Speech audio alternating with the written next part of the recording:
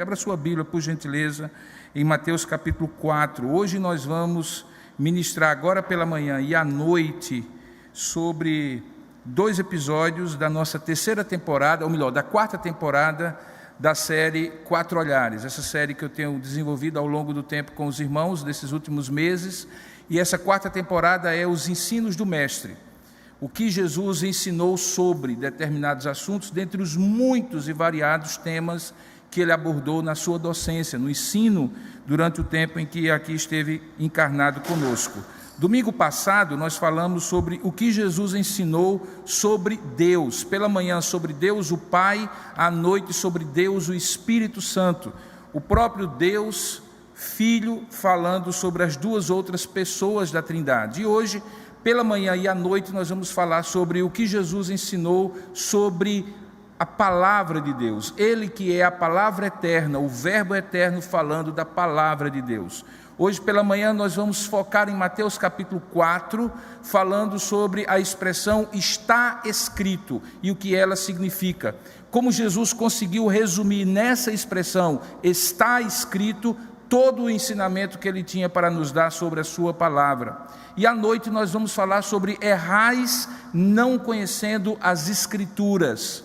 Essa expressão que Jesus usa para corrigir um erro de religiosos da época, através da qual ele mostra os danos, os prejuízos que alguém pode ter por não conhecer as Escrituras Sagradas, não conhecer a palavra de Deus. Então esteja conosco agora pela manhã, esteja conosco à noite. Hoje é o domingo em que nós vamos aprender sobre o que Jesus ensinou sobre a palavra de Deus. Antes, porém, de ler o texto de Mateus capítulo 4, deixe-me fazer um comentário que eu percebo, e acho que você também percebe cada vez mais hoje, na medida em que o crescimento vertiginoso da internet, das redes sociais, da produção e veiculação de conteúdos por pessoas comuns como eu e você, acontece. Com o celular na mão, ideia na cabeça, milhares de fotos, milhares de vídeos são postados hoje nas redes sociais.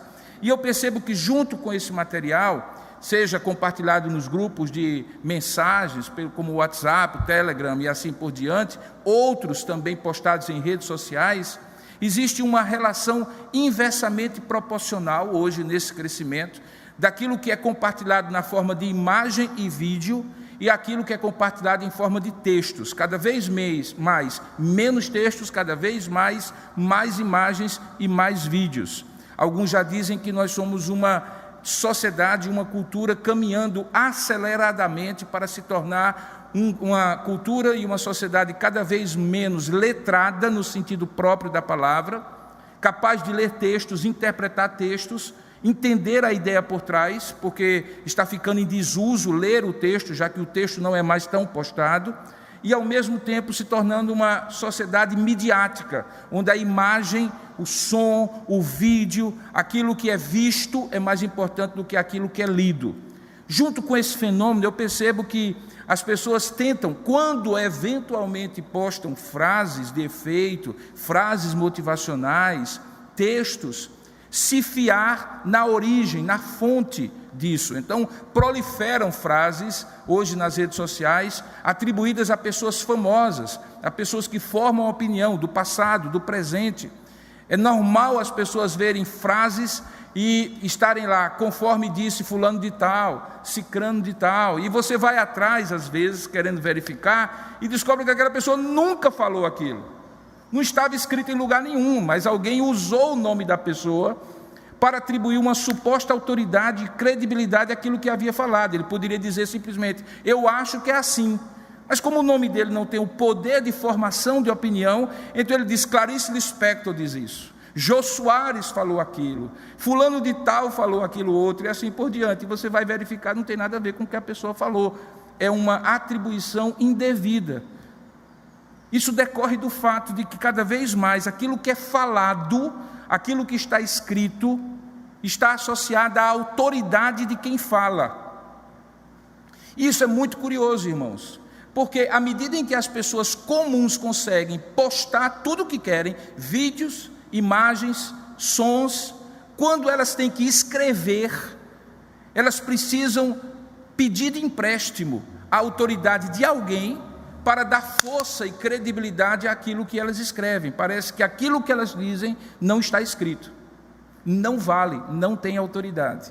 Aí a gente encontra no texto que nós vamos ler, Jesus, aparentemente, e só aparentemente, também fazendo citações, quando ele diz está escrito, mas que nós vamos perceber hoje, que na verdade não é que ele não tinha autoridade em si mesmo para dizer, antes eu disse e agora eu estou reafirmando, mas na verdade existe um sentido nesse está escrito, que revela o que ele ensinou sobre a palavra de Deus. Então, nesses 2 episódios de hoje, principalmente hoje pela manhã, quando falarmos sobre os ensinos do Mestre, nós vamos entender que o verbo de Deus, a palavra de Deus, a palavra divina, a palavra viva, Jesus Cristo, ele especificamente falou sobre as palavras de Deus que ficaram registradas nas Escrituras Sagradas.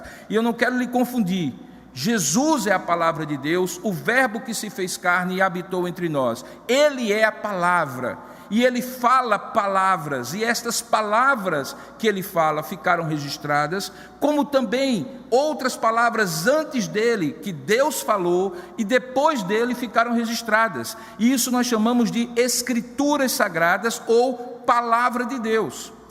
Então, hoje, nesse texto de Mateus 4, nós vamos entender como é que Jesus, a palavra divina, falou sobre as palavras de Deus na interlocução que ele teve no momento de tentação em que o diabo se aproximou dele para tentar fazê-lo pecar. Vamos ao texto então, Mateus capítulo 4, a partir do verso 1, o que Jesus ensinou sobre a palavra de Deus. Diz assim, verso 1: a seguir, foi Jesus levado pelo Espírito ao deserto, para ser tentado pelo diabo. E depois de jejuar 40 dias e 40 noites, ele teve fome. Então o tentador, aproximando-se, lhe disse: se és filho de Deus, manda que estas pedras se transformem em pães. Jesus, porém, respondeu: eis aqui o primeiro está escrito, não só de pão viverá o homem, mas de toda palavra que procede da boca de Deus.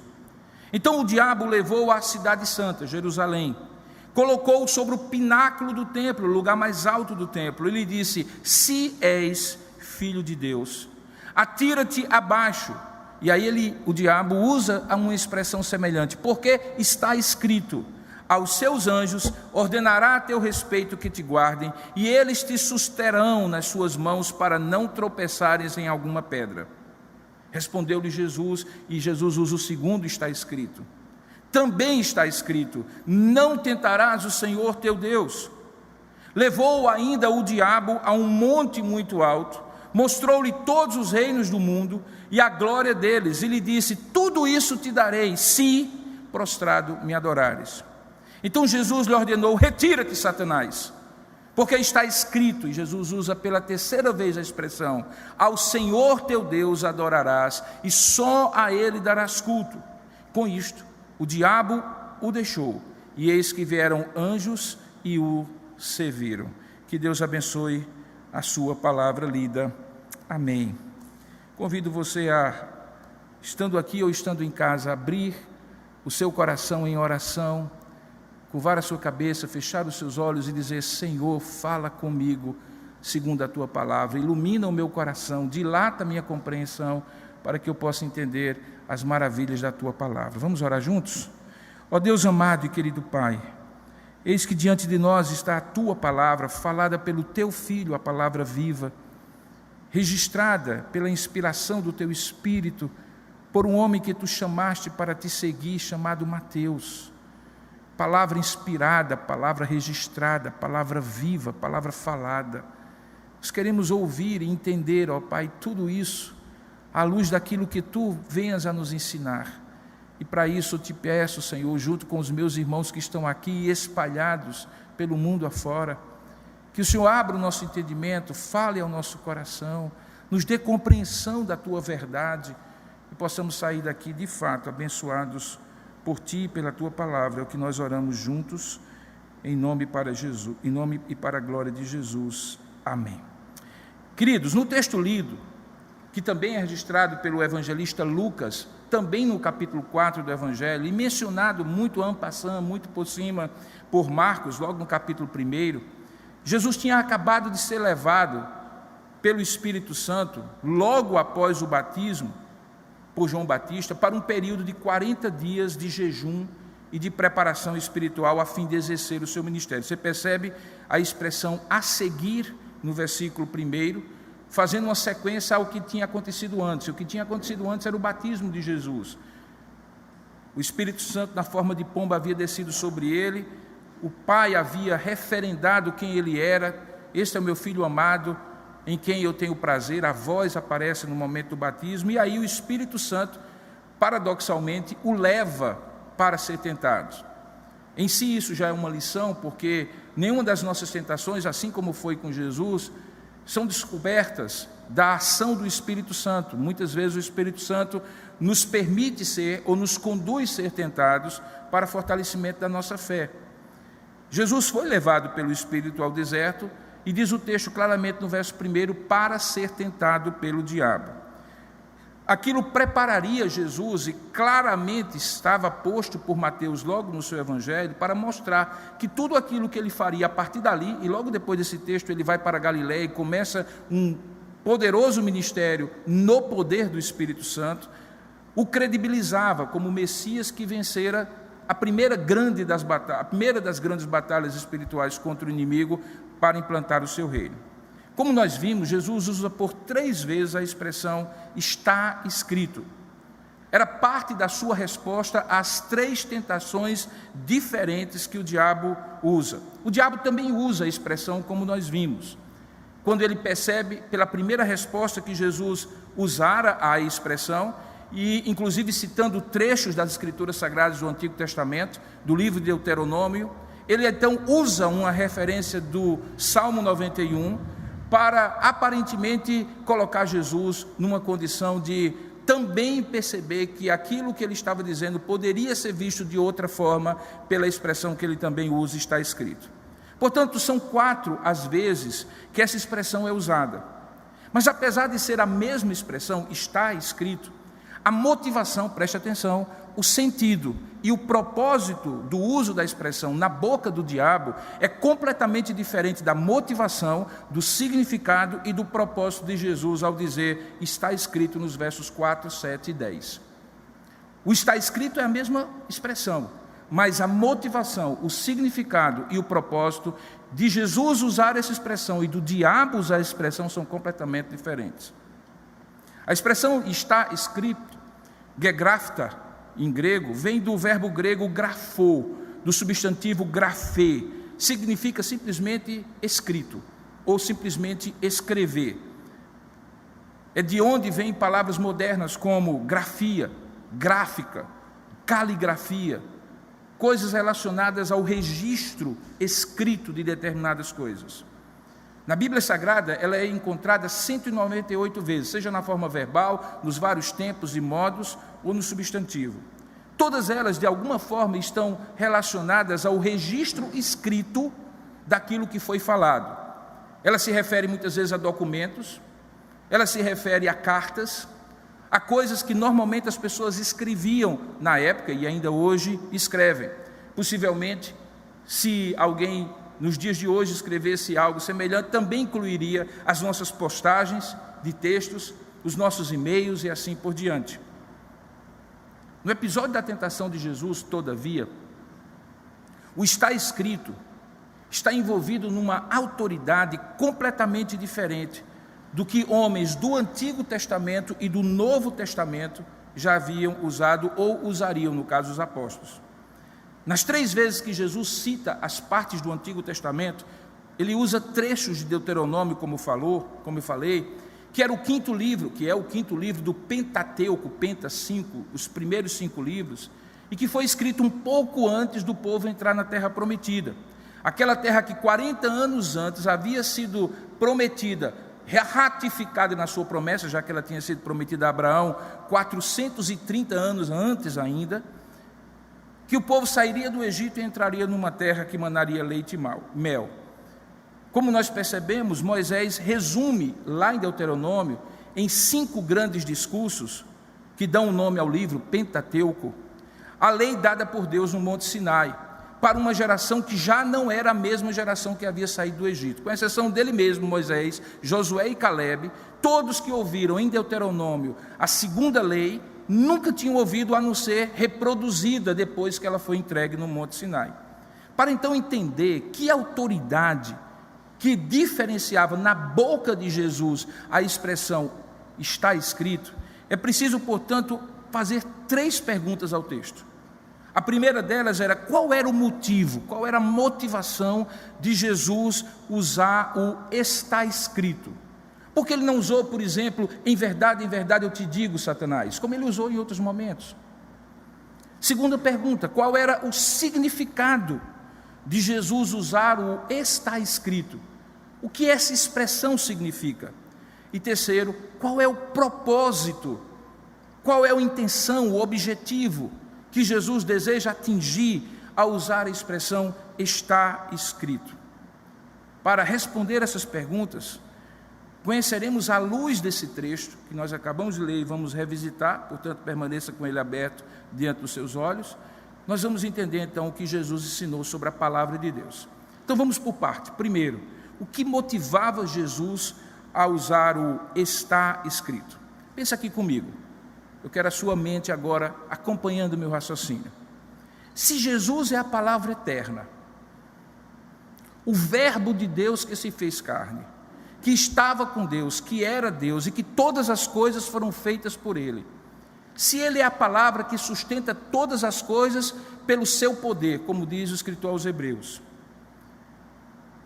cujo caráter e vontade são os fundamentos da palavra de Deus nas Escrituras Sagradas, ou seja, as Escrituras Sagradas refletem quem Deus é, o que Ele quer para nós, e este Deus é a própria palavra.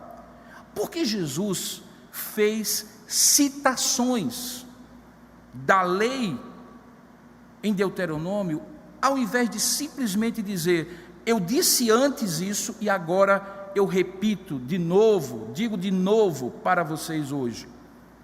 Porque ele cita textos, porque ele menciona passagens do Antigo Testamento.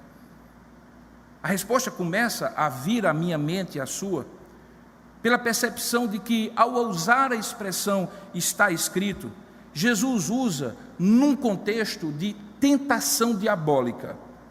E aqui eu quero que você compreenda bem. Em outros contextos, Jesus disse a mesma coisa ao falar em verdade te digo.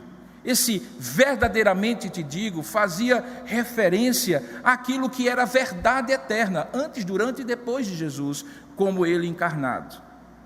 Também Jesus, em outros momentos, como por exemplo no Sermão da Montanha, explicou e aprofundou ainda mais aquilo que já havia sido dito como palavra de Deus. Quando ele diz: ouvistes o que foi dito pelos antigos, eu porém vos digo. E aí ele aprofundava, não contradizia, apesar do porém, ele aprofundava para dar um sentido mais profundo. Porque aqui, exatamente aqui, num contexto de confronto espiritual, em que o diabo está tentando, ele prefere usar a expressão está escrito. É porque nesse contexto aqui, irmãos, o que está realmente em jogo é um enfrentamento com o próprio inimigo de Deus, cujas mentiras sempre desafiam a verdade, independentemente do meio ou do objeto da tentação que o diabo usa. A intenção de toda tentação do diabo sempre passa por relativizar a verdade de Deus. E muitas vezes ele usa a própria subjetividade das emoções, dos desejos que estão envolvidos na tentação. Como você vai perceber, é esta mesma tática que o diabo tenta ao tentar Jesus. Jesus, sabendo disso, ele prefere usar o texto está escrito, pelas razões que eu vou apontar agora. Essa tática do diabo não é nova, foi assim desde o Éden. Foi assim com Jesus e assim sempre será, até que sua obra seja definitivamente impedida. Lembra, no Éden, ele sugeriu a Eva que não era bem assim o que Deus tinha dito. que não era bem assim qual era a intenção de Deus de proibi-los de comer do fruto do conhecimento, da árvore do conhecimento do bem e do mal. Que talvez Deus estivesse privando-os de um privilégio, ser como Deus, imagine só, conhecedor do bem e do mal. Que talvez, ao contrário do que Deus dissera, eles não morreriam se comessem do fruto. Portanto, sempre que o diabo tenta, ele tenta relativizar a verdade de Deus, o que Deus diz, o que Deus afirma, o que Deus valoriza, o que é verdade em contraste com a mentira dele. Aqui na tentação de Jesus, perceba, o diabo repete o mesmo padrão de tentação. Veja o verso 3. Ele diz assim: se és filho de Deus, manda que essas pedras se transformem em pães. O que ele está colocando em dúvida? Primeiramente, que Jesus é o Filho de Deus, se és o Filho de Deus. E a maneira de Jesus provar que seria, ou que era, como de fato é, o Filho de Deus, seria supostamente atender ou obedecer ao diabo, transformando pedras em pão. Perceba que a tentação do diabo para Jesus é triplamente sagaz. Ela é sagaz em 3 aspectos. Primeiro, Jesus estava com fome, e a tentação de transformar a pedra em pão era real, e muito tentadora mesmo. O diabo nem se preocupa a dizer assim: se tu és o Filho de Deus, faz uma tendinha aqui para que esse sol inclemente não torre a sua cabeça. Não, porque depois de 40 dias e 40 noites, Jesus teve fome, diz o texto. E a tentação do diabo era sagaz e cruel, porque, de fato, transformar a pedra em pão era uma necessidade, uma suposta necessidade que Jesus estava tentado a fazer. É muito curioso que, às vezes, as pessoas justificam o pecado, dizendo assim: eu estava vulnerável. Jesus estava vulnerável. Porque não existe tentação do pecado se você não estiver vulnerável. A tentação só tem poder justamente porque o diabo vai ali onde você está vulnerável. Mas, curiosamente, no caso de Jesus, isso não é motivo para ele pecar, é motivo para ele usar, está escrito. Segundo aspecto que essa tentação é insidiosa, cruel, é que para provar, ou para supostamente provar que era filho de Deus, contraditoriamente Jesus teria que atender e obedecer ao diabo, o que significaria, em última instância, submeter à autoridade divina e a atender à vontade do inimigo de Deus, sendo Jesus o próprio Deus. Jesus podia transformar pedras em pão, sem dúvida alguma. Jesus precisava de pão, sem dúvida alguma. No entanto, ele não transforma, entre outros motivos, para que não se submetesse à autoridade do diabo sobre ele, fazendo com que ele obedecesse ao diabo, sendo o diabo um anjo caído criado por Deus. Haveria uma subversão de tal maneira que o anjo teria poder sobre o Criador e não o inverso, como de fato é. Veja que contradição sutilmente disfarçada. Para provar que era o Filho de Deus, Jesus não seria Deus, porque se submeteria a uma criatura feita por Deus e que se tornara inimigo de Deus.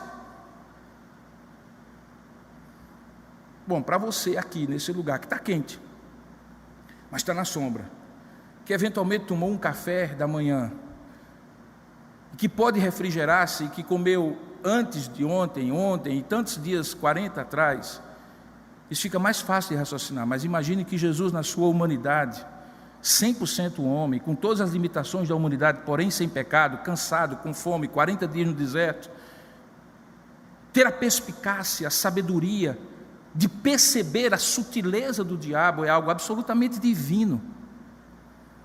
O terceiro motivo é que, quando Jesus não atende àquela tentação, é porque ele está diante do mestre da mentira.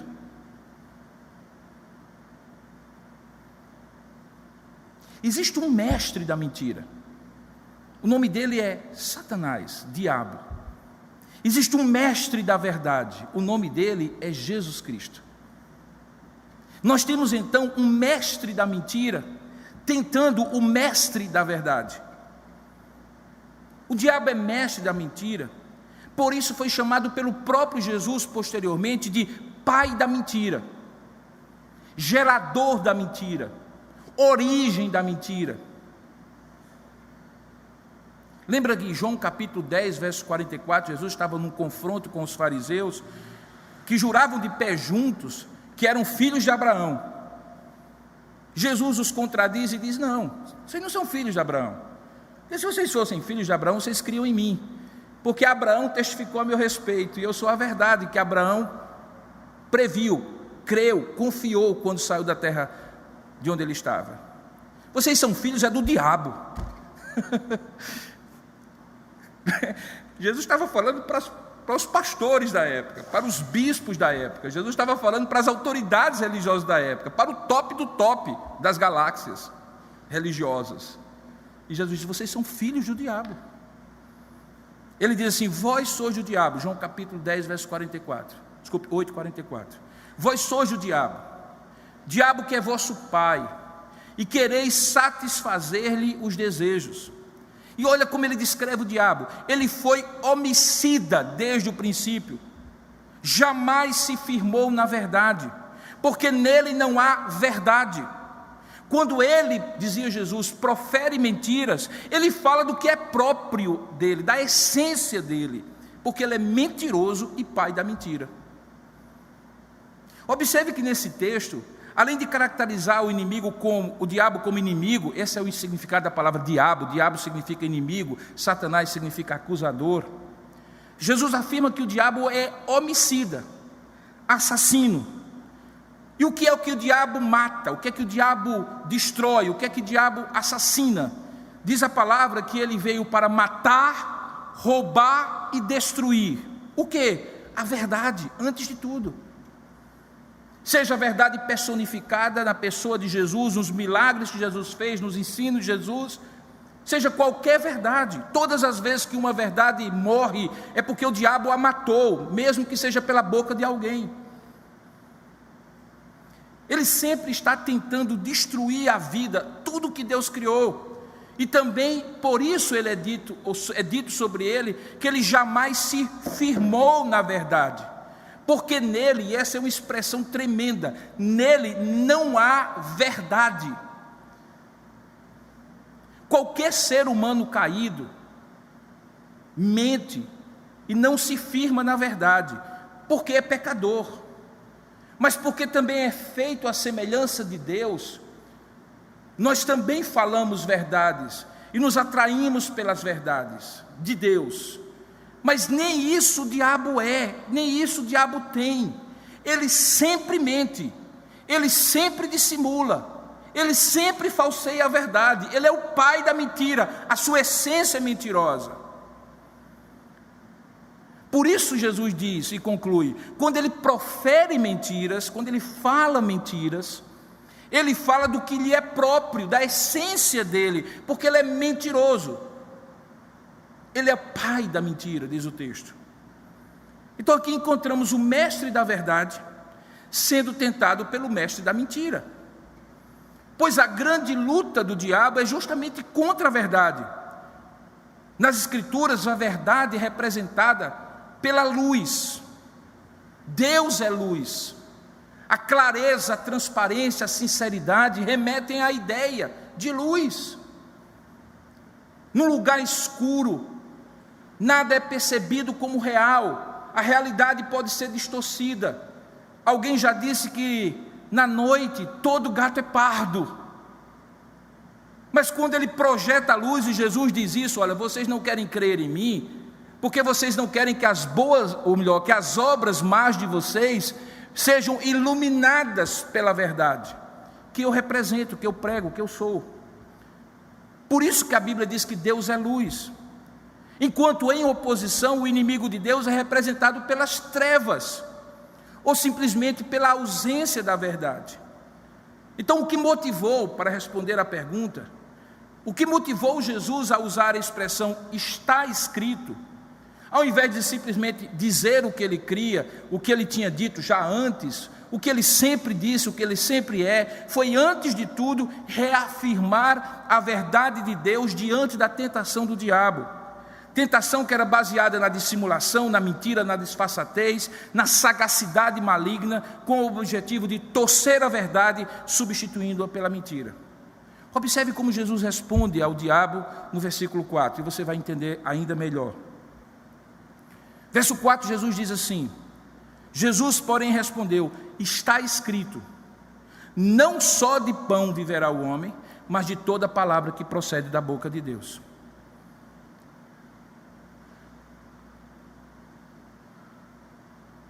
Eu amo Jesus. Na verdade, eu o admiro tremendamente, além de amá-lo. Na verdade, eu acho que eu o amo porque eu o admiro. Eu o admiro porque eu tenho temor a Deus, porque Ele é magnífico, irmãos. Eu costumo dizer em outros ambientes, principalmente acadêmicos, olha, se você não for tolo, nem que seja aprender argumentação, lógica, sentido das coisas, nem que seja para isso, você deveria ler a Bíblia e o que Jesus ensina. Porque Jesus aqui, irmãos, ele não está simplesmente colocando a verdade para brigar com a mentira. Como no jogo de xadrez você coloca um peão para brigar com um peão. Ele está reposicionando as coisas. Ele está dizendo assim: mentira é mentira, verdade é verdade. Satanás, vamos primeiro estabelecer os fatos. Mentira é mentira, verdade é verdade. Não apenas porque essencialmente uma é diferente da outra, mas porque, e preste bem atenção, uma é moralmente superior à outra. Isso é importante, porque no momento de tentação, a grande questão era se Jesus iria pegar um padrão moral mais alto de ser verdadeiro, ou atender os seus desejos de matar a sua fome. Na verdade, do ponto de vista moral, todo pecado é quando eu abandono a verdade moralmente superior para atender os meus desejos. E eis aqui o dilema, e Jesus não coloca verdade e mentira simplesmente para bater cabeça um com a outra. Jesus está dizendo, olha, uma é moralmente superior à outra. E ao fazer isso, Jesus ensina sobre a palavra de Deus. Ele diz que a palavra de Deus é toda palavra que procede da boca de Deus. Irmãos, verdade é verdade porque é divina. E é divina porque é verdade. Mentira é mentira porque é maligna. E é maligna porque é mentira.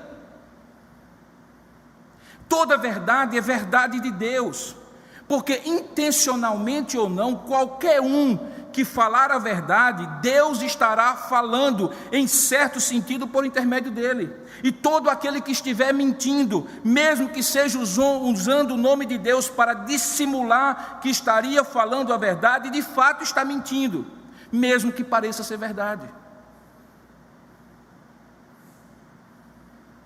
Além disso, o que motiva Jesus a usar o está escrito é também afirmar que moralmente essa verdade é superior à mentira. O homem precisa de pão para viver? Verdade.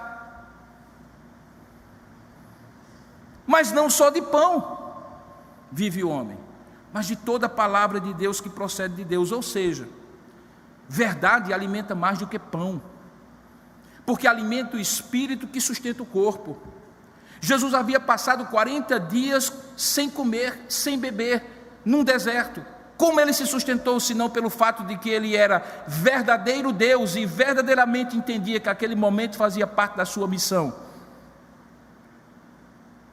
Frequentemente nós esquecemos as horas de comer quando estamos imbuídos de uma missão. Multiplique isso à enésima potência e entenda por que Jesus nessa hora comeu e bebeu verdade por 40 dias e 40 noites. Portanto, ainda que estivesse com fome fisicamente, a verdade de Deus que ele era, na qual ele estava sentado, o sustentava mais do que aquele pão que poderia ser transformado daquela pedra. Verdade, então, alimenta mais do que pão, porque alimenta este espírito que sustenta este corpo. Em outras palavras, verdade alimenta mais, irmãos. Verdade constrói, verdade edifica, verdade sustenta, verdade coloca para cima, verdade satisfaz mais, realiza mais, dá mais e nada tira. A mentira produz a fome no sentido mais amplo, tanto de corpo como de alma, porque não alimenta nada, nem o corpo nem a alma, só destrói, mata, rouba, coloca para baixo, nunca satisfaz plenamente, não dá sentido de realização a ninguém e tudo tira do homem e nada acrescenta, a não ser a mesma maldição com a qual o diabo é amaldiçoado, porque quem faz da mentira a sua suposta verdade anda de mãos dadas com Satanás e como o pão que o diabo amassou. Por isso que Jesus diz, está escrito. Não apenas para colocar o peão da verdade contra o peão da mentira, mas para dizer que a verdade nunca é peão, a verdade é rei no tabuleiro. Segunda pergunta era, qual era o significado dessa palavra? Dessa expressão está escrito. Já entendemos por que Jesus usou essa expressão, mas qual era o significado? Irmãos, ao longo da história já houve muita discussão teológica se a tentação de Jesus em sua humanidade era real ou simbólica. Eu não tenho dúvida que foi real. Jesus foi literalmente tentado, assim como eu e você. Ele literalmente morreu na cruz do Calvário, e quando ele chorou lágrimas reais, e quando ele sofreu. Jesus não era um fake. Suas lágrimas foram reais, suas dores foram reais, sua morte foi real, sua tentação foi real. Naquele momento de tentação, como eu falei, Jesus estava fragilizado por aquela fome. E era real a tentação dele transformar a pedra em pão, o que certamente Jesus poderia fazer, como eu já falei. E como já demonstramos aqui, a tentação é insidiosa e perigosa, porque tenta fazer o que podemos ou temos direito de fazer, um desejo supremo. O nosso desejo não pode ser supremo sobre a verdade. E quando o conflito que a tentação deseja provocar é entre o desejo e o dever, nesse campo meio sombreado, meio cinza da subjetividade, da interioridade, das emoções, dos conflitos humanos, é preciso que haja um padrão externo que está fora do meu coração, que é enganoso e desesperadamente corrupto, que me diga o que é certo fazer. Você está compreendendo o que eu estou dizendo? É que o campo de batalha da verdade e da mentira é o seu coração. Mas quem pode lhe dar a vitória não é o seu coração, porque o seu coração é enganoso. Um dos processos mais profundos da tentação é o que eu chamo de auto-engano, eu e outros tantos. É quando você está enganado e não percebe que está enganado. Um campo ilusional é posto pelo diabo. Ele passa na sua cara o cheiro do desejo, da tentação, e você vai cheirando como aqueles desenhos animados, pelo odor, e o seu coração lhe leva. Algo está dizendo, está errado, mas o seu coração lhe leva. E aí você precisa que alguém, algo externo, objetivo, possa jogar luz. Esse padrão objetivo é a palavra de Deus, irmãos.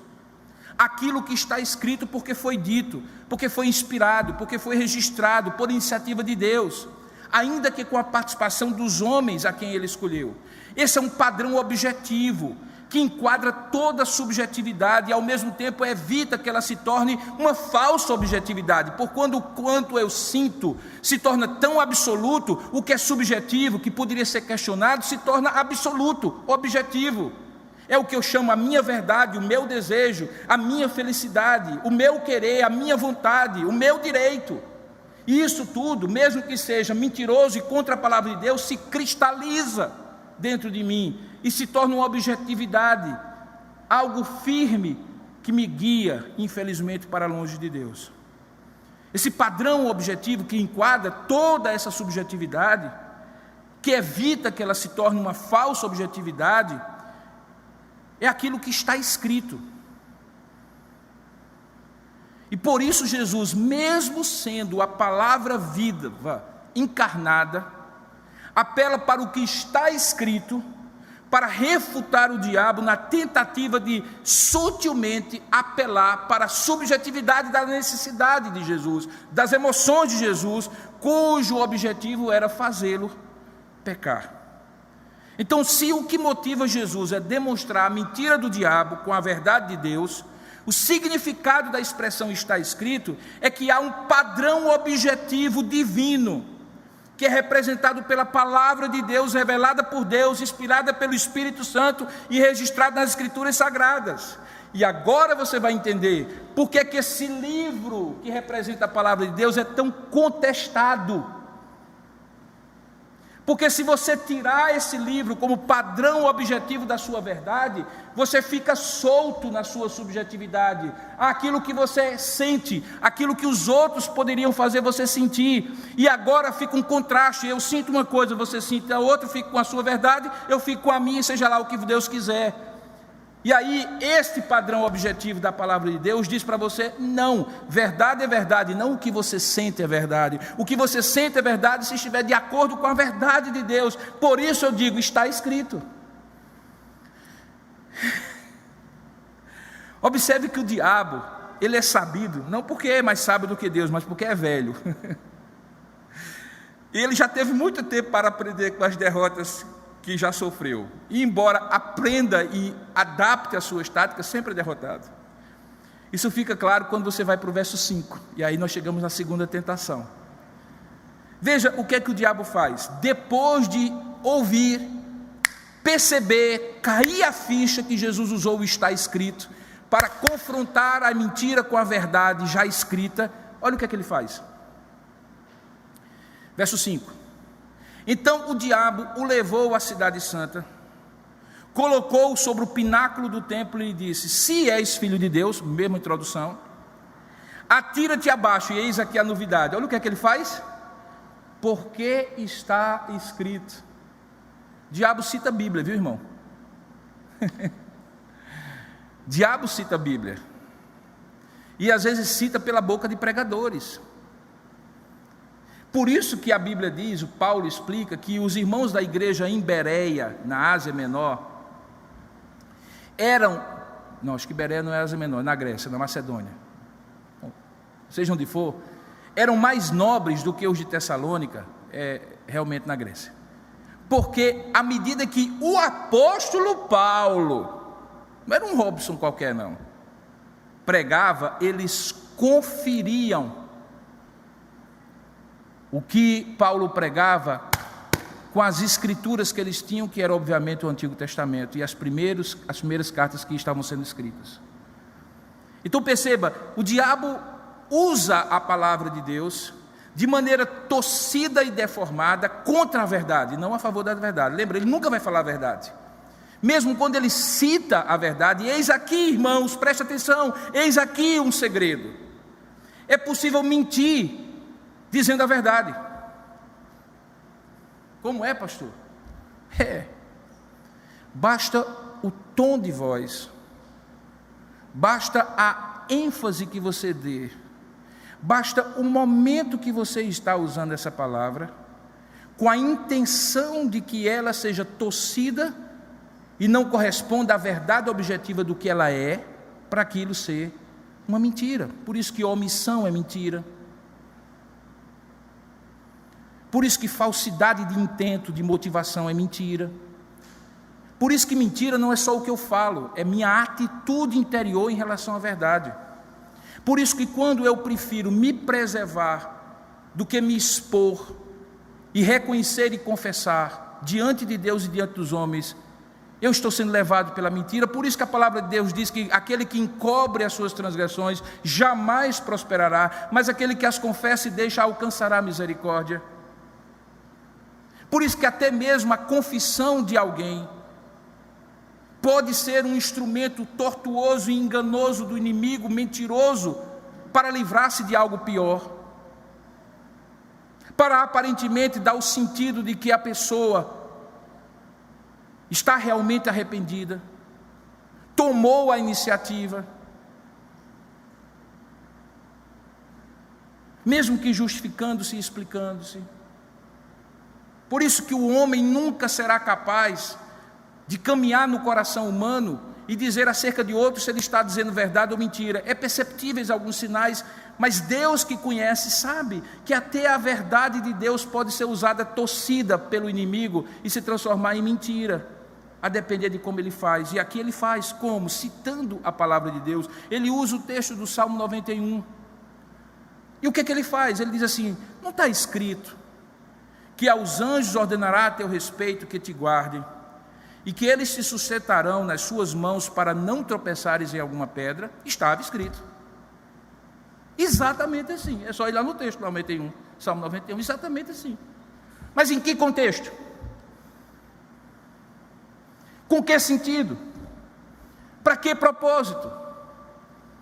Jesus sabia que não tinha nada a ver com o fato de que isso fundamentaria supostamente que ele atendesse ao diabo para provar que era filho de Deus, subisse no pináculo do templo e caísse de lá, porque supostamente os anjos o acolheriam e não permitiriam que seus pés tropecem. Seria um raciocínio mais ou menos assim: todos os meus dias não estão contados sobre a terra? Estão. Então eu vou morrer só na hora certa. Portanto, eu não preciso ter cuidado, eu não preciso ter bom senso, eu não preciso me prevenir, eu não preciso ter prudência, porque Deus não é quem protege mesmo. Eu vou pular na frente do carro, mas se eu tiver que morrer, eu morro, mas se eu não tiver que morrer, eu não morro, porque é Deus que determina isso. E raciocínios desse tipo, e que são tentação a Deus. E por isso Jesus disse: olha, também está escrito: não tentarás o Senhor teu Deus.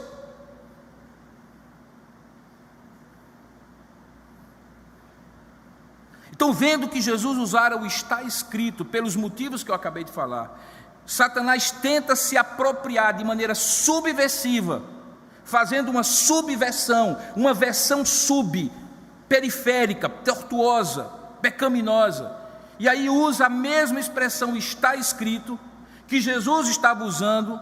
Ele cita a palavra de Deus para tentar induzir Jesus a cair na tentação de provar ser o Filho de Deus. Perceba a resposta de Jesus: ele não desmente, ele não desqualifica a palavra de Deus mencionada pelo diabo, porque, como eu já falei antes, toda verdade é verdade de Deus, até mesmo na boca de Deus, na boca dos homens, na boca do diabo. Embora a intenção dele seja mentirosa, quando ele menciona a palavra do ponto de vista objetivo é verdadeira. O que você tem que perceber é o que ele está usando por trás dessa palavra para induzi-lo ao erro. Ele é mentiroso não porque ele só diz mentira. Ele é mentiroso porque ele usa até mesmo a verdade distorcida para mentir e enganar. Jesus, porém, vai ao âmago da questão, irmãos, ao demonstrar que a palavra de Deus já havia sido revelada, já estava registrada. E esse registro, essa inspiração, essa revelação, que são 3 ações de Deus relacionadas à palavra. Deus inspira para registrar, porque Deus revelou essa verdade que precisa ser preservada ao longo do tempo. Ele fala para um determinado profeta no tempo e na época dele, e aquilo que ele fala e que serve ao profeta como verdade, ele inspira esse profeta para registrar sob a inspiração dele, com os pensamentos e as palavras que Deus na mente daquele profeta coloca, ainda que preservando o estilo daquele profeta, o jeitão dele falar, as palavras que ele vai usar, para ficarem registradas naquilo que a gente chama de escritura sagrada, essa palavra objetiva de Deus. E aí, veja o que Jesus faz. Jesus usa a lógica de que a palavra de Deus já havia sido revelada, já estava registrada, e ela dizia: não tentarás o Senhor teu Deus. Observe que a lógica de Jesus é que, ao tentar, acompanhe meu raciocínio, eu sei que está quente, mas observe aqui, observe que a lógica de Jesus, ao tentar Jesus, a lógica de Satanás, ao tentar Jesus, para que ele provasse ser o Filho de Deus, usando a Escritura, é assumida por Jesus como uma declaração implícita de que ele já era o Filho de Deus. Por quê? Porque Satanás só estava tentando a Jesus porque ele era Deus. E, portanto, o está escrito que dizia, não tentarás o Senhor teu Deus, era justamente apropriado à situação, justamente porque Jesus era Deus. É algo semelhante ao que Paulo lá na frente vem dizer, quando ele diz assim, que nossas tentações provam, entre outras coisas, que nós somos de Deus. Porque quando você é de Deus, você recebe a oposição clara de Satanás. Quando você não é de Deus, a tentação apenas lhe induz a continuar no estado em que você está, de mãos dadas para o diabo e em pecado. Mas quando você diz não e se arrepende, e o arrependimento é, estou indo por aqui com o diabo, e Deus me dá clareza, e eu dou uma metanoia, 180 graus de mudança, dou as costas para o diabo e caminho na direção de Deus como obra do Espírito Santo, a correnteza que estava me levando, satânica, que Paulo diz que é o espírito deste mundo que agora atua nos filhos da desobediência, vai estar contra mim e não a meu favor. Por isso que pecar é mais fácil do que não pecar. Por isso que aquecer a tentação é mais fácil do que resistir. E por isso que quando você resiste, você recebe oposição para fazer você desistir. Mas quando você abre mão e quando você capitula diante da tentação, tudo favorece para você ir naquela diferença, naquela direção. E é curioso, porque os crentes que têm uma visão teológica superficial dizem assim, se está dando certo, então é de Deus. Não. Nem tudo que dá certo é certo. Sabe, pode estar dando certo porque o diabo está fazendo dar certo. Porque você rejeitou a ajuda de Deus para resistir ao diabo e ele fugir de você. E aí ele está, abrindo portas para você, favorecendo você, e tudo está dando certo. Você diz, bom, se deu certo é porque está certo. Deus deve estar nessa coisa. Não. É preciso você discernir que nem tudo que dá certo é certo. E quando é que eu sei que o que está dando certo não é certo? Porque está escrito. Você entende? Porque está escrito. Não porque o seu coração está confortável. Não porque as pessoas estão dizendo está certo.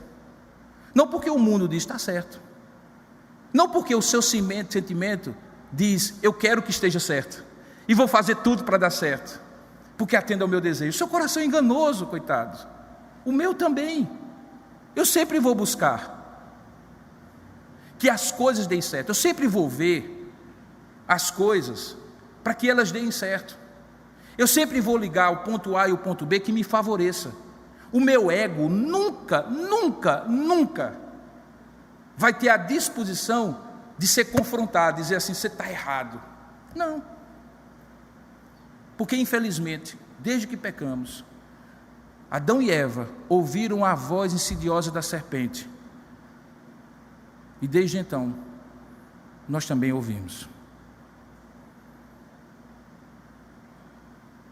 Esse padrão objetivo da verdade, como eu estou falando, ele não contraria, ele não substitui, e ele não é superior ao próprio Deus, ao Verbo eterno.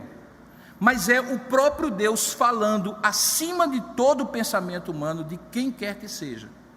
Então, aquela velha discussão, que nos dias atuais tem sido reanimada por algumas pessoas, que do ponto de vista espiritual se afastaram de Deus, de que Jesus é a chave hermenêutica para entender a Escritura, e portanto a Escritura não é essa verdade absoluta, como se Jesus e as Escrituras não fossem a mesma verdade, é o canto da sereia, eu diria o cântico da serpente. Como nós vamos ver agora, a palavra divina atesta a palavra escrita, e a palavra escrita testemunha da palavra divina, porque uma expressa a essência da outra. E isso me leva ao terceiro e último ponto. Qual era o propósito, então, de Jesus usar essa expressão? Então vamos resumir. Se o que motivava Jesus a usar o está escrito era confrontar a mentira da tentação do diabo com a verdade de Deus, se o significado disto é que a verdade de Deus pode ser encontrada no que Deus deixou registrado nas Escrituras Sagradas, o objetivo ou o propósito final de Jesus era, preste atenção, vincular, amarrar, ancorar, enquadrar toda e qualquer experiência espiritual, de qualquer natureza, positiva ou negativa, bênçãos ou tentações, que envolvam o ser humano, o próprio Deus e os inimigos de Deus, a uma determinada objetividade pela qual Deus já revelou, já disse, já escreveu, e portanto Ele exige que aqueles que dizem ser dele creiam e obedeçam a esta palavra. Vida cristã não é sensação de bem-estar. Vida cristã é uma confiança gerada por Deus quando nos regenera, na pessoa de Jesus e em tudo o que Ele fez e diz. Eu estou fechado com Jesus, é o que o cristão está dizendo. Por isso que diz que ele está em Cristo. Ele está fechado com Jesus. Jesus disse, está dito. Eu posso sentir, eu posso querer, os outros podem dizer, mas está dito. É o padrão objetivo que me resgata da possibilidade de me perder nas minhas subjetividades. Então o que Jesus queria era deixar claro, para quem pudesse ler esse texto um dia, como nós estamos lendo hoje, que toda e qualquer experiência espiritual está submissa, subordinada ao que Deus já revelou, ao que Deus já disse, ao que Deus já escreveu, o que, portanto, ao que Deus exige que seja crido e obedecido. Muitos acusam esse tipo de raciocínio com duas acusações. A primeira é que Deus estaria a partir dali calado. Pronto, já falei o que eu tinha de falar e não vou falar mais nada. Não, é uma falta de entendimento. Deus continua falando. O que Ele faz? Ele aplica aquilo que Ele já falou à sua situação concreta pela ação do Espírito Santo que habita em você e com você. A gente chama de testemunho interno do Espírito Santo. Vou dar um exemplo. Ide por todo mundo e pregar o evangelho a toda criatura. É uma ordem geral, está escrito, todo crente deve fazer isso em todo o tempo que houver oportunidade para isso. Aí Deus dá convicção pelo Espírito Santo vivo que habita em você, que isso se aplica a você naquele momento, para determinado lugar, para fazer determinada obra e assim por diante. Deus não está falando não? Claro que está. O que Ele não vai fazer é dizer para você, olha, ide por todo mundo e pregar o evangelho a toda criatura, valeu para todo mundo, mas você está dispensado. Não precisa. Ou seja, Ele não contradiz o que Ele falou, Ele aplica o que Ele falou pelo Espírito Santo à sua necessidade e ao objetivo e propósito específicos que você tenha num determinado tempo e espaço. Por isso que o Espírito Santo nos faz lembrar toda a verdade que Ele nos ensinou e nos conduz a toda a verdade. Este é o manual, o guia é o Espírito Santo. Ele pega o mapa e aplica o mapa àquela situação que você precisa. O mapa é verdadeiro, o guiar do Espírito Santo é verdadeiro, porque o guiar do Espírito Santo faz menção e usa o mapa, ou seja, o que está escrito. Segunda acusação é que, mais filosófica, é que esse tipo de raciocínio que eu estou traçando a você seria um fundamentalismo cristão. Entre outras tantas coisas que se fala de fundamentalismo, é que nós adoramos um livro. Nós adoramos um livro, que nós pegamos a palavra de Deus, que segundo esses que nos acusam assim, está na Bíblia, mas não é apenas a Bíblia, e nós personificamos na Bíblia um quarto Deus, além do Pai, o Filho e o Espírito Santo. Basicamente é essa linha de raciocínio. E que o correto seria entender que a palavra de Deus está na Bíblia, mas a Bíblia não é a palavra de Deus. Aquilo que a gente chamaria de neortodoxia. Então a acusação é que passamos a adorar um livro como se fosse o próprio Deus, que Jesus e a relação com Ele, com a vontade dEle, não se restringe ao que a Bíblia diz e prescreve, e pode até mesmo não estar na Bíblia, e chegar ao ponto de contrariar o que a Bíblia diz, porque ela é um livro antigo, sabe? Culturalmente determinado, ultrapassado, old fashion, sem atualidade em tudo que ela ensina. Precisa ser, como alguém já falou ultimamente, atualizada.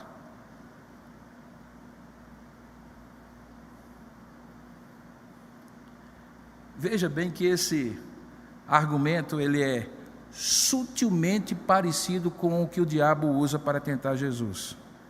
Quando ele, o diabo, usa a expressão está escrito. Porque ele usa citações das Escrituras contra as Escrituras, como se fossem contradições ao está escrito que Jesus já tinha usado. O que ele queria em última instância era dizer mais ou menos o famoso veja bem. Veja bem, não é bem assim. Se isso está escrito, Jesus, isso aqui também está escrito. E parece que um não apoia o outro, ou pelo menos parece que um indica fazer também algo que é diferente do primeiro. Logo, veja bem, não é bem assim. E aqui nós temos os desafios para responder a essa pergunta. Primeiro, não há duas verdades de Deus. Há uma verdade que é Jesus como a palavra viva. E a outra verdade, semelhante a essa verdade, é que essa palavra viva, aquilo que ela falou e fez, está registrado nas Escrituras Sagradas como palavra de Deus. Jesus não deu conselhos. Os evangelistas, nesses 4 olhares, registraram pela inspiração de Deus alguns dos fatos, algumas das palavras, alguns dos milagres, alguns dos sinais. O apóstolo João inclusive diz, olha, eles são tão numerosos que se escrevessem todos os livros não caberia no mundo livros suficientes, mas estes sinais que aqui ficaram registrados, eles já são suficientes para fazer vocês crerem no Filho de Deus e serem por ele salvos. Essa verdade é uma só. Faz parte da natureza da verdade não ser fragmentada. Sabe por que as pessoas dizem que há verdades relativas? É porque existe uma verdade absoluta. Porque, acompanhe meu raciocínio, quando eu digo assim, peremptoriamente, taxativamente, não há verdade absoluta, e você tem que acreditar no que eu estou dizendo, o que é que eu estou dizendo? Uma verdade absoluta. Do ponto de vista lógico, as pessoas só têm opiniões porque existe uma verdade. Opiniões você pode ter diferentes, mas de um jeito ou de outro, essas opiniões se devem curvar a uma verdade, que é a verdade de Deus, a pessoa de Jesus e aquilo que Ele revelou. Então sabemos que ao ensinar sobre a palavra de Deus, Jesus ensina a palavra de Deus, não exclusivamente, como era a acusação de que nós somos fundamentalistas, no sentido de ser um livro, que hoje conhecemos como a Bíblia Sagrada. Certamente o eterno verbo divino, que sempre existiu e sempre existirá, de eternidade a eternidade, o Filho de Deus, o próprio Filho de Deus, é a palavra de Deus. E que o Jesus encarnado vem antes, não encarnado, mas nos livros que conhecemos como Antigo Testamento, ensinando pela boca dos profetas a mesma verdade que depois que ele se encarna fica ali, viva para todos virem. O apóstolo João na sua carta diz, aquilo que nós vimos, aquilo que os nossos ouvidos ouviram, aquilo que nossas mãos apalparam, nós fomos testemunhas oculares, isto nós damos testemunha porque é verdadeiro, porque é verdade.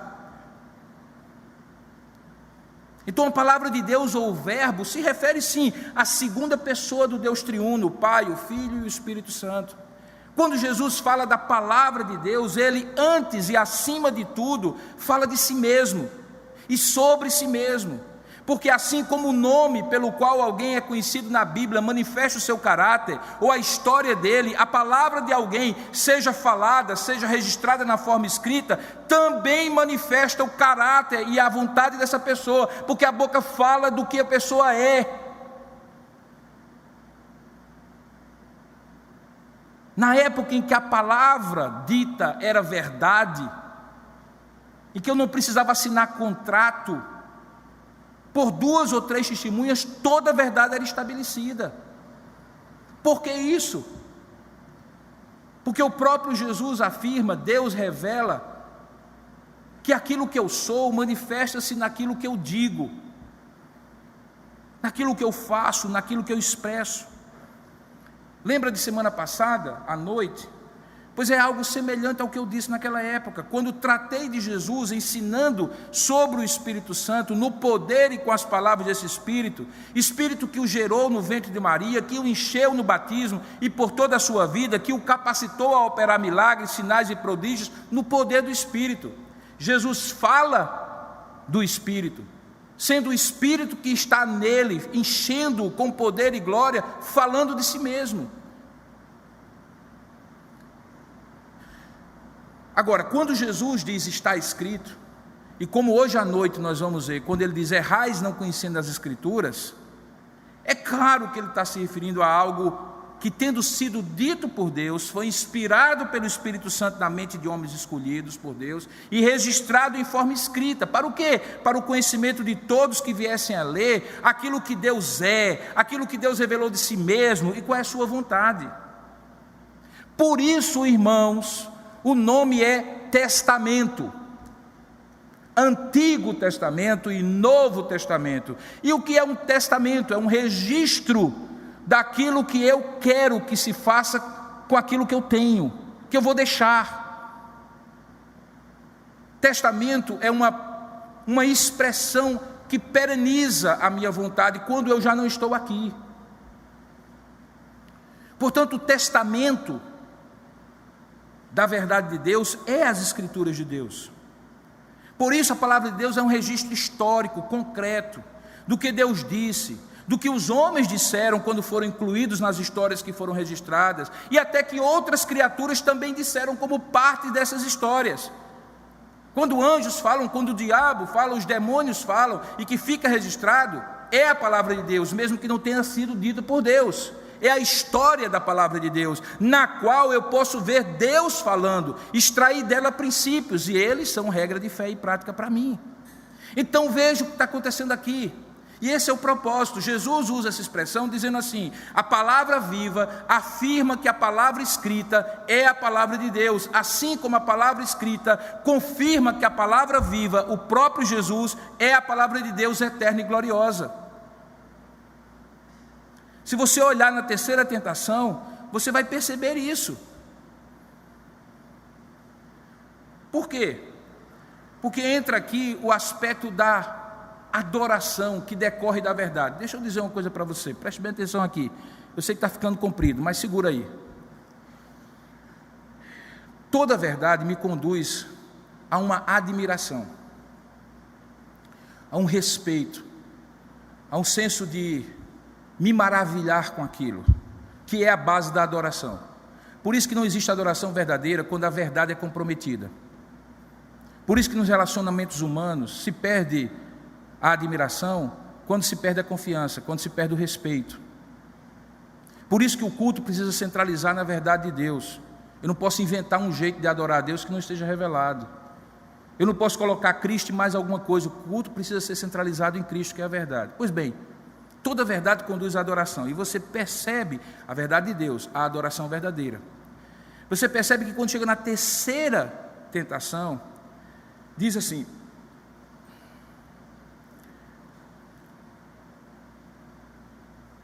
levou ainda o diabo a um monte muito alto, mostrou-lhe todos os reinos do mundo e a glória deles, e lhe disse: tudo isso te darei. Mentiroso, não era dele, como é que ele poderia dar? Se prostrado me adorares. Perceba, para um pouquinho, entenda o fio da sutileza da tentação do diabo. Começa questionando a verdade, desafiando o Filho de Deus a provar que é Deus, para ao final de tudo receber a adoração que somente é digna de ser dada a Deus.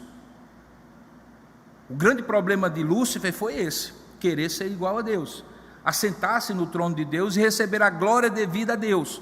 Por isso que toda vaidade, todo orgulho, toda soberba, toda autossuficiência, toda mentira é andar de mãos dadas com esse sujeito. Então Jesus, e aqui veja a diferença, quando chega no âmago, e claro que Jesus sabia, mas quando chega no âmago do problema, Jesus diz o texto que Jesus ordena, como ordenou tantas vezes depois. Ele não pede, ele não sugere, ele é o Deus soberano, domínio completo sobre o inimigo. Não são duas forças equivalentes. O inimigo está debaixo dos pés de Deus. E aí Jesus ordena a ele, dizendo assim: retira-te, Satanás. Por quê? E aí ele usa o terceiro: está escrito. Porque está escrito: ao Senhor teu Deus adorarás, e só a Ele darás culto. E o desfecho é: com isso o diabo o deixou, e eis que vieram anjos e o serviram. O propósito maior de Jesus estabelecer o está escrito para dar o primado da verdade objetiva, é que essa verdade produza no meu e no seu coração um desejo profundo de adorar a Deus. Por isso não é saudável uma verdade que fica aqui na massa cinzenta do encéfalo, fazendo com que o sujeito se torne um cabeção em teologia, um cabeção em filosofia bíblica, julgue todo mundo como inferior por causa da perspicácia, da sabedoria teológica que ele tem, mas o seu coração não adora, a piedade não desce, não inspira, não encanta as pessoas para que as pessoas digam assim: eu não sei tudo que aquela pessoa sabe, ele é muito inteligente, ele é muito capaz, ele é muito sábio, ele estudou muito mais do que eu, mas eu também vejo que ele adora, que ele fala de Deus com fervor, com paixão, ele adora o mesmo Deus e ele me inspira a adorar a esse Deus.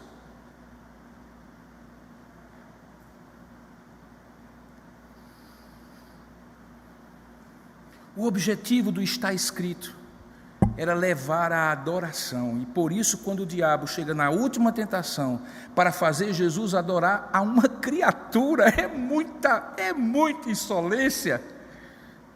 Jesus vai no âmago e diz: retira-te, Satanás, porque ao Senhor teu Deus adorarás e só a Ele darás culto. Eu quero concluir,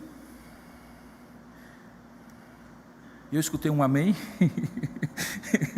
Eu quero concluir lendo algo que pode parecer maçante, mas tem um pouquinho só mais de paciência. Quando a Confissão de Fé de Westminster, no seu primeiro capítulo, vai falar sobre as Escrituras Sagradas, ela diz tudo isso que eu falei de uma maneira magistral. Às vezes a linguagem é esquisita para nós na época de hoje, mas deixa eu ler para você entender que não é exatamente o que eu falei, e por isso ela é uma sistematização legítima daquilo que nós cremos, um símbolo da nossa fé, e a ela nós nos vinculamos como igreja confessional presbiteriana que nós somos. Diz assim: ainda que a luz da natureza e as obras da criação e da providência manifestem de tal modo a bondade, a sabedoria e o poder de Deus, que os homens sejam inexcusáveis, todavia, não são suficientes a natureza, as obras da criação e a providência para dar aquele conhecimento de Deus e de sua vontade necessária à salvação. Por isso, agradou ao Senhor em diversos tempos e diferentes modos revelar-se e declarar à sua igreja aquela sua vontade. E depois, para melhor preservação e propagação da verdade, para o mais seguro estabelecimento e conforto da igreja, contra a corrupção da carne, contra a maldade de Satanás e do mundo, ele, Deus, foi igualmente servido, fazê-la escrever toda. Isso torna as Escrituras Sagradas, diz a Confissão de Fé, indispensáveis, tendo cessado aqueles antigos modos de Deus revelar a sua vontade ao seu povo. Sob o nome de Escrituras Sagradas, ou Palavra de Deus escrita, continua, incluem-se agora todos os livros do Antigo Testamento e do Novo Testamento. Todos eles são dados por inspiração de Deus para serem regra de fé e prática. Os livros, geralmente chamados apócrifos, não sendo de inspiração divina, não fazem parte do cânon das Escrituras. Portanto, não são de autoridade na Igreja de Deus, nem de modo algum podem ser aprovados ou empregados, senão como escritos humanos, como outros tantos. A autoridade das Escrituras Sagradas, razão pelas quais devem ser cridas e obedecidas, não depende do testemunho de qualquer homem ou igreja, mas depende somente de Deus, que é a mesma verdade, que é o autor delas. Tem, portanto, de ser recebidas porque são a palavra de Deus, ou porque é a palavra de Deus. Pelo testemunho da igreja na história, nós podemos ser movidos e incitados a um alto e reverente apreço, não adoração, apreço pelas Escrituras Sagradas. Por quê? Por causa da suprema excelência do seu conteúdo, da eficácia da sua doutrina, da majestade do seu estilo, da harmonia de todas as suas partes, do escopo do seu todo, que é dar a Deus a sua glória, toda a glória, da plena revelação que faz do único meio de salvar-se o homem, das suas muitas outras excelências incomparáveis e completas, perfeições que são argumentos pelos quais abundantemente se evidencia ser ela a palavra de Deus. Contudo, preste atenção, a nossa plena persuasão e certeza de sua infalível verdade e divina autoridade provém da operação interna do Espírito Santo, que pela palavra e com a palavra testifica em nossos corações. Todo o conselho de Deus, concernente a todas as coisas necessárias para a sua glória e para a salvação, fé e vida do homem, ou é expressamente declarada nas Escrituras, ou pode ser de maneira lógica, claramente delas deduzida. Às Escrituras nada se acrescentará em tempo algum, nem por novas revelações do Espírito, nem por tradições dos homens.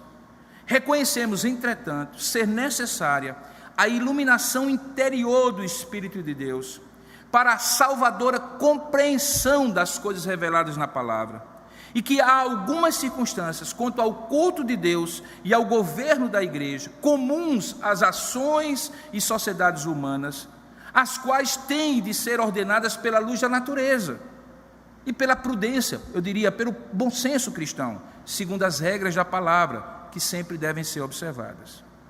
Nas Escrituras, eu estou chegando a concluir, não são todas as coisas em si, nem do mesmo modo evidente a todos. Contudo, as coisas que precisam ser obedecidas, cridas e observadas para a salvação, em uma ou outra passagem das Escrituras, são tão claramente expostas e aplicadas, que não somente os doutores, mas ainda os indoutos, no devido uso dos meios comuns, da inteligência, do raciocínio, podem alcançar uma suficiente compreensão delas. O Antigo Testamento em hebraico, língua nativa do antigo povo de Deus, e o Novo Testamento em grego, a língua mais geralmente conhecida entre as nações no tempo em que foi escrita, sendo inspirados imediatamente por Deus e pelo seu singular cuidado e providência, têm sido conservados puros em todos os séculos. São por isso autênticos. E assim, em todas as controvérsias religiosas, a igreja deve apelar para eles, o Antigo e o Novo Testamento, como um supremo tribunal. Claro que não sendo essas línguas conhecidas por todo o povo de Deus, que tem direito e interesse nas Escrituras, e que deve, no temor de Deus, lê-las e estudá-las, esses livros têm que ser traduzidos em línguas comuns de todas as nações aonde chegarem, a fim de que, permanecendo nelas abundantemente a palavra de Deus, adorem a Deus de modo aceitável, e possuam a esperança pela paciência e conforto das Escrituras. A regra infalível da interpretação das Escrituras é as próprias Escrituras. Portanto, quando houver questão sobre o verdadeiro e pleno sentido de qualquer texto das Escrituras, sentido que não é múltiplo, mas é único, esse texto pode ser estudado e compreendido por outros textos que falem mais claramente sobre o assunto. O juiz supremo, pelo qual todas as controvérsias religiosas têm de ser determinadas e por quem serão examinados todos os decretos de concílios, todas as opiniões particulares, minha e sua, o juiz supremo em cuja sentença nos devemos firmar, não pode ser outro, senão o Espírito Santo falando nas Escrituras. Irmãos, isso é muito bonito.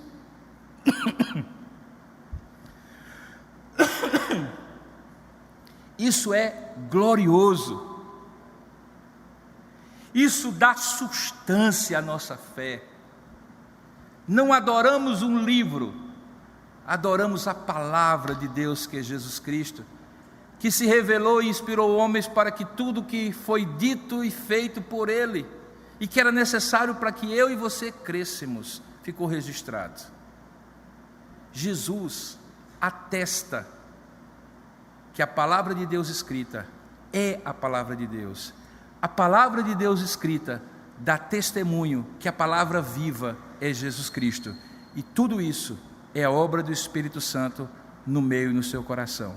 É isso que Jesus ensinou sobre a palavra de Deus. Que Deus o abençoe.